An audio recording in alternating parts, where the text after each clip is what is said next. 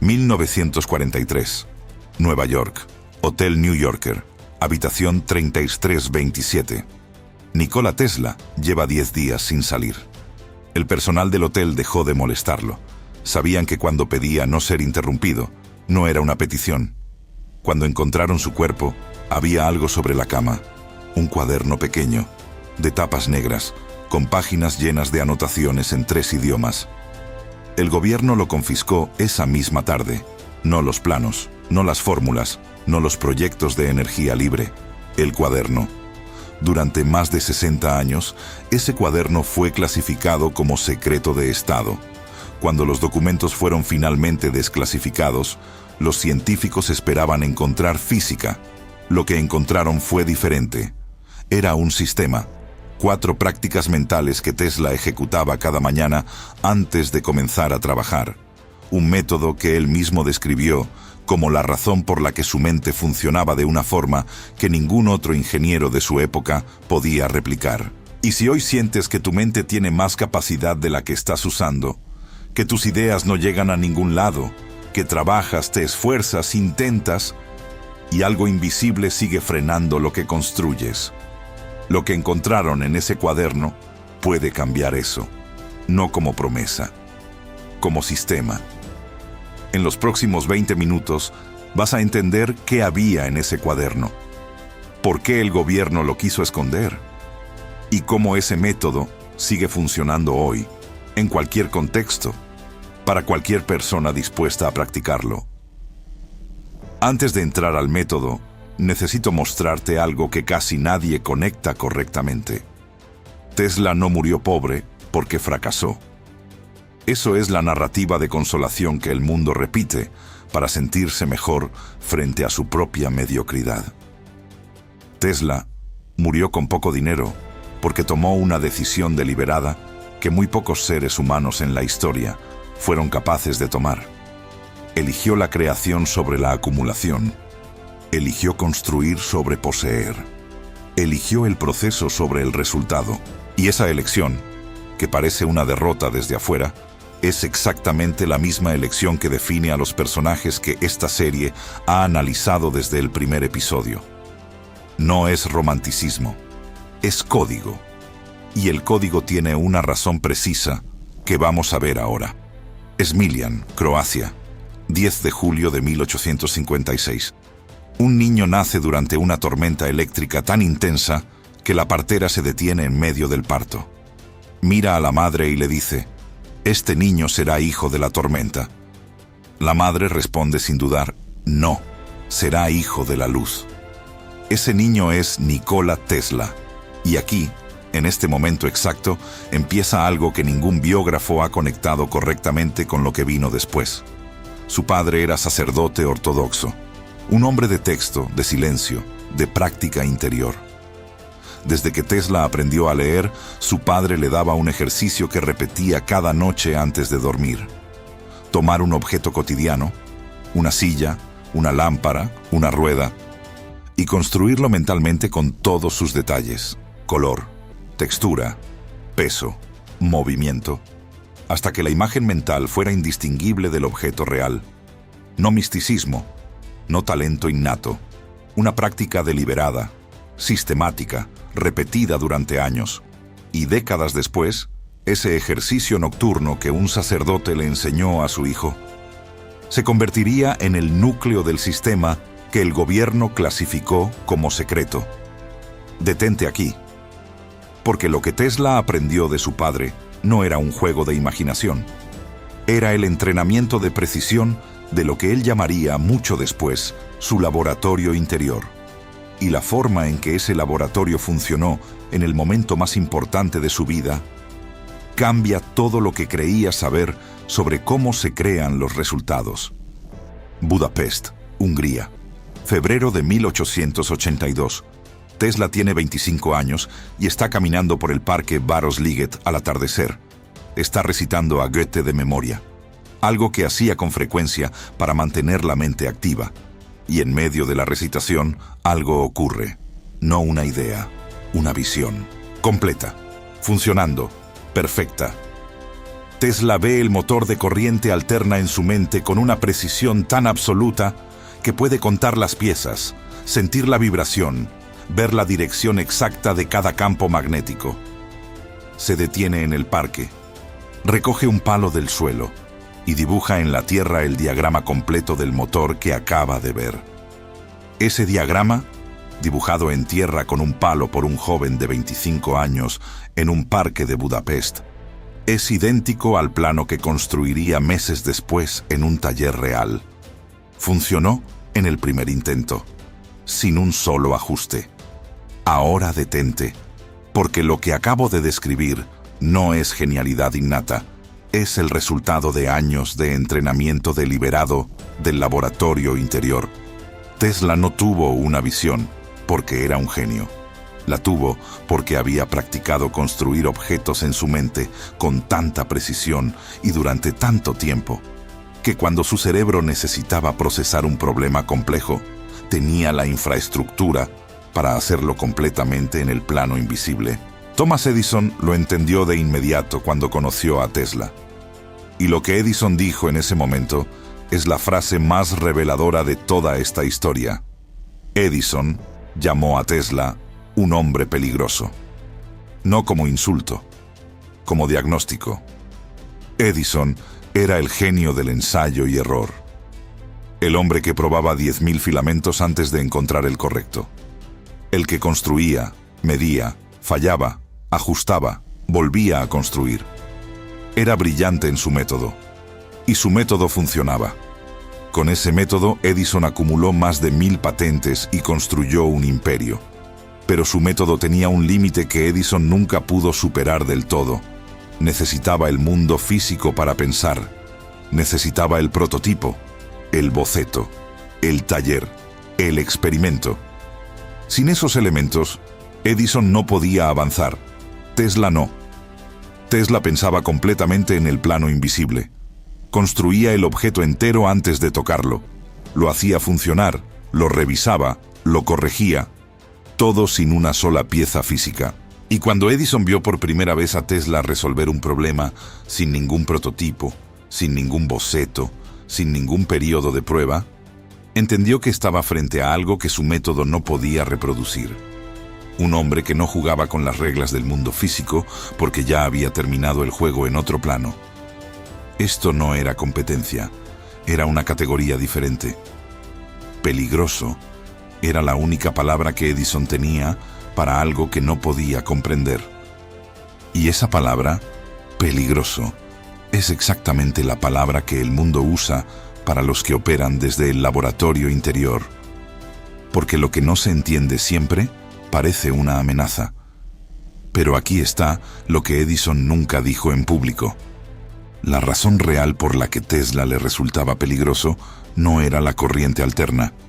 Era que Tesla le demostraba, con cada invento, que había una forma de crear que Edison nunca sería capaz de practicar. Y eso, la evidencia de tu propio techo, es lo más incómodo que puede enfrentar cualquier ser humano, sin importar cuán brillante sea.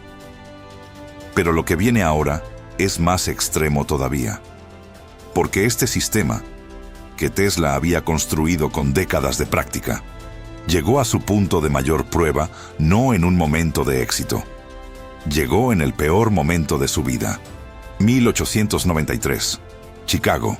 Exposición Mundial Colombiana. Nikola Tesla tiene 37 años y acaba de lograr lo imposible. Ha iluminado completamente la exposición mundial con corriente alterna. 200.000 bombillas. La ciudad más grande jamás iluminada artificialmente. 100.000 personas mirando en silencio algo que nunca habían visto. Días después, firma el contrato para electrificar las cataratas del Niágara. Es el científico más famoso del mundo. Y en ese momento exacto, en el pico absoluto de su carrera, su sistema nervioso colapsa. Completamente. Sus asistentes más cercanos describieron lo que veían con una sola palabra: irreconocible. El hombre que días antes había recibido ovaciones de pie de los científicos más importantes del mundo, ahora no podía soportar la luz de una vela. No podía tolerar el sonido de una conversación normal. No podía comer en presencia de otras personas. Desarrolló una sensibilidad extrema que sus médicos no podían clasificar en ninguna categoría conocida. Y se encerró. Sus contemporáneos pensaban que Tesla estaba perdiendo la razón. Los periódicos empezaban a murmurar. Algunos colegas comenzaron a tomar distancia, como siempre hacen los que están cerca del poder, cuando el poder parece tambalearse. Pero lo que realmente estaba pasando no era una destrucción. Era algo que ninguno de sus contemporáneos tenía el marco para entender. Tesla había operado durante años en un estado de hiperfoco tan extremo que su sistema nervioso había llegado al límite físico de lo que puede sostener un ser humano. Y aquí es donde el código hace algo que ningún médico podría prescribir. Tesla no colapsó hacia afuera. No buscó distracción, estimulación, entretenimiento. Colapsó hacia adentro. Y en ese silencio forzado, en esa oscuridad que sus contemporáneos llamaban locura, añadió algo al sistema que había construido desde niño. El vaciamiento total. No la ausencia de pensamiento. La presencia de algo más profundo que el pensamiento. El espacio anterior a la idea. El silencio donde todavía no hay forma, pero donde la forma ya existe. Cuando Tesla salió de ese colapso, era más preciso, más eficiente, más capaz. No a pesar del colapso, por causa de él. El colapso no lo destruyó, lo calibró. Y lo que añadió en ese período de silencio es lo que formalizó en el cuaderno que el gobierno confiscó en 1943. Las 4 prácticas, el método completo, que vamos a ver ahora. Antes de entrar al método, una pregunta que no necesita respuesta en voz alta. Piensa en el último momento en que sentiste que no podías más. ¿Lo usaste para colapsar hacia afuera? ¿Distracción, ruido, escape? ¿O lo usaste para colapsar hacia adentro y refinarte? No juzgues la respuesta, solo obsérvala. Porque esa diferencia es exactamente la diferencia entre el sistema nervioso de Tesla y el de sus contemporáneos. Y es la diferencia que el método que vamos a ver ahora está diseñado para instalar. El método Tesla. 4 estados, 4 prácticas distintas, 20 minutos cada mañana, documentadas en el cuaderno de tapas negras que el gobierno confiscó en 1943, y que, cuando los documentos fueron desclasificados, revelaron algo que la neurociencia tardó 80 años en comenzar a explicar. Primera práctica, el vaciamiento activo, la más corta, la más difícil. 5 minutos. Tesla comenzaba cada mañana con lo que llamaba higiene mental, no meditación, no visualización. Simplemente sentarse, cerrar los ojos y observar los pensamientos que aparecen sin seguir ninguno, sin identificarse con ninguno, sin juzgar ninguno. Dejarlos pasar como nubes sobre un cielo que no se mueve, hasta que aparece el espacio que estaba ahí antes del primer pensamiento del día. Cuando llegues a ese espacio, declara en voz baja o en silencio: mi mente está limpia, mi percepción está clara, estoy listo para recibir lo que viene de la fuente. Eso es todo. Es el acto de limpiar la pizarra antes de escribir algo nuevo. Lo que Tesla había aprendido en el colapso de 1893 es que una mente que no se vacía acumula ruido propio. Y el ruido propio es más dañino que el ruido exterior, porque el ruido exterior se puede ignorar. El ruido propio lo filtra todo. 5 minutos de vaciamiento activo cambian la calidad de todo lo que viene después. Segunda práctica, la construcción interior. Aquí la energía cambia completamente. 5 minutos. Toma el proyecto más importante que tienes ahora mismo, no el más urgente, el más importante, y constrúyelo con todos los sentidos en el laboratorio interior. ¿Cómo se ve cuando está completo? ¿Qué textura tiene? ¿Qué sientes en el cuerpo cuando lo ves terminado? ¿Qué oyes? ¿Qué dices a las personas que están presentes? No lo pienses. Constrúyelo. Tesla no visualizaba el motor de corriente alterna como una imagen plana. Lo construía como un objeto tridimensional que funcionaba, que tenía temperatura, que tenía sonido, que tenía inercia. Cuando la construcción interior esté completa, declara: lo que estoy viendo en mi mente ya existe. La única diferencia con el mundo físico es el tiempo. Esa es la mecánica exacta que Tesla usó para cada uno de sus más de 300 inventos. Todo construido primero en el laboratorio interior. Todo funcionando perfectamente en el plano invisible antes de existir en el plano físico. Tercera práctica: el registro de la señal. Esta produce los resultados más rápidos, y casi nadie la practica.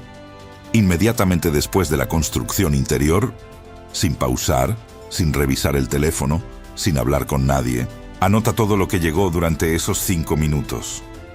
No las ideas que buscaste, las ideas que llegaron sin que las buscaras, las conexiones que tu mente hizo sola, las imágenes que aparecieron en los bordes de la construcción. No las evalúes, no las analices, no las juzgues, solo regístralas. Ese es el cuaderno que el gobierno confiscó. No era un cuaderno de planos, era un registro de señales. El cuaderno donde Tesla capturaba lo que llegaba en el momento de menor resistencia mental, y mientras escribes, declara: estas ideas vienen de la inteligencia que opera a través de mí cuando mi mente está calibrada. El motor de corriente alterna empezó como una señal en el parque Varos-Liget. El sistema de transmisión inalámbrica empezó como una señal en una sesión de registro. El radar empezó como una señal, no buscada, registrada. Cuarta práctica: la gratitud del inventor. Esta es la más solemne y la que sus biógrafos siempre llamaron excentricidad. Tesla terminaba cada sesión con lo que él llamaba el reconocimiento.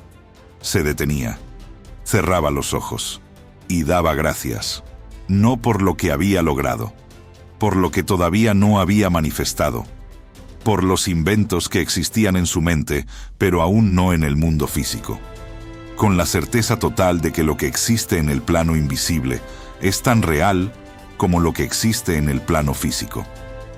La diferencia es solo el tiempo.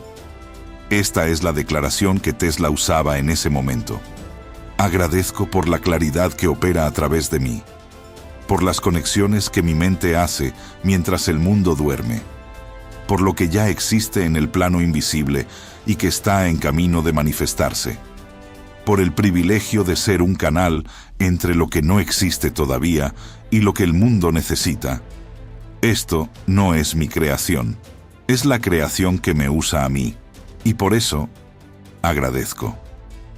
Practica los 4 estados durante 21 días, 20 minutos cada mañana. En los primeros 7 días, no midas ideas nuevas. Mide la calidad de las conexiones que tu mente hace sola. La velocidad con que reconoces lo que antes ignorabas. La sensación de claridad que aparece después de la práctica. Esas son las señales de que tu mente está comenzando a operar desde la misma frecuencia que Tesla construyó durante décadas. Aquí está lo que nadie te dice sobre este método. Los resultados más grandes que Tesla produjo con él no llegaron en las primeras semanas. Llegaron después de que la práctica se volvió invisible, cuando ya no había que recordar hacerla, cuando el vaciamiento empezaba a ocurrir solo, en mitad de una conversación, cuando la construcción interior se activaba espontáneamente frente a un problema, cuando el registro de señales pasó a ser el primer instinto, en lugar del análisis, en lugar del juicio, en lugar de la duda. Eso es lo que Tesla llamaba calibración completa. No el momento en que empiezas a practicar el método. El momento en que el método empieza a practicarte a ti. Y ese momento, según sus propias notas, llegaba consistentemente alrededor del día 21 de práctica sin interrupción. No por magia, porque 21 días son el tiempo mínimo que el sistema nervioso necesita para instalar un patrón nuevo como respuesta automática, no como hábito consciente, como arquitectura. Y esa arquitectura, una vez instalada, no produce ideas de vez en cuando. Produce un estado de recepción continua, el estado desde el cual Tesla inventó el siglo XX.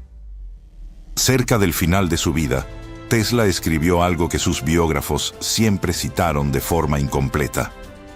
Y la razón por la que lo citaban incompleto es que la versión cortada parece misticismo de un excéntrico. La versión completa es otra cosa. Es la descripción más precisa que cualquier ser humano haya hecho de lo que esta serie entera ha estado describiendo. La cita completa: mi cerebro es solo un receptor. En el universo existe un núcleo desde el cual obtenemos conocimiento, fuerza, inspiración. No he penetrado en los secretos de ese núcleo, pero sé que existe. Eso no es misticismo, es ingeniería. Es la descripción de un hombre que pasó 40 años aprendiendo a conectarse de forma deliberada con algo que trasciende al individuo y que produjo, desde esa conexión, resultados que el mundo físico tardó décadas en alcanzar. Ahora escucha esto. Los templarios llamaban a ese proceso sintonización espiritual. Salomón llamaba a ese proceso encomendar las obras. Rockefeller lo hacía en la tercera columna de su cuaderno. Tesla lo llamaba recepción desde el núcleo. 4 nombres, 4 épocas, 4 vocabularios, un principio.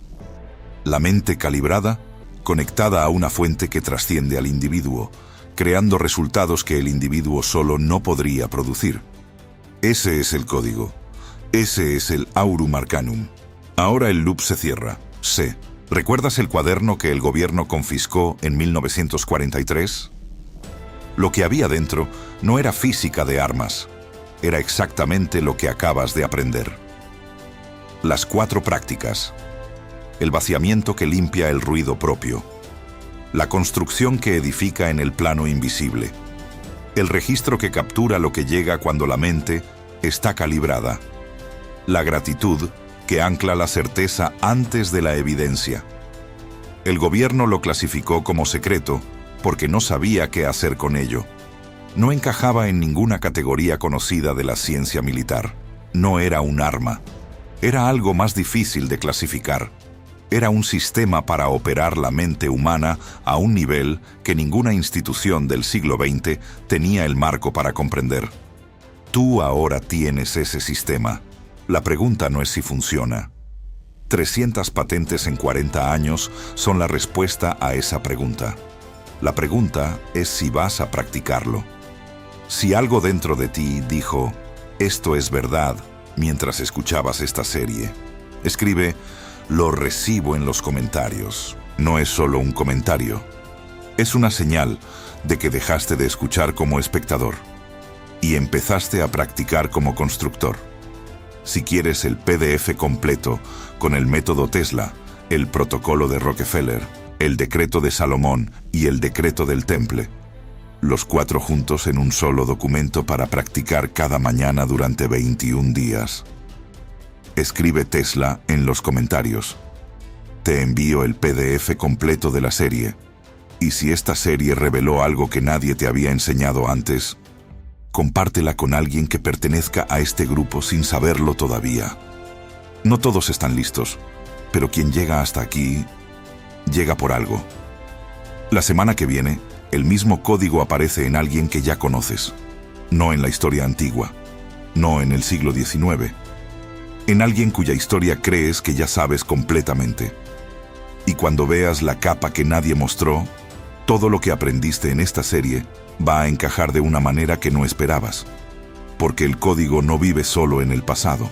Vive en la estructura exacta de cómo ciertos seres humanos piensan, deciden y crean. En cualquier época, en cualquier contexto. La semana que viene vamos a encontrar ese código donde menos lo esperabas. Y cuando lo veas, ya no vas a poder dejar de verlo en todas partes. Hasta la próxima.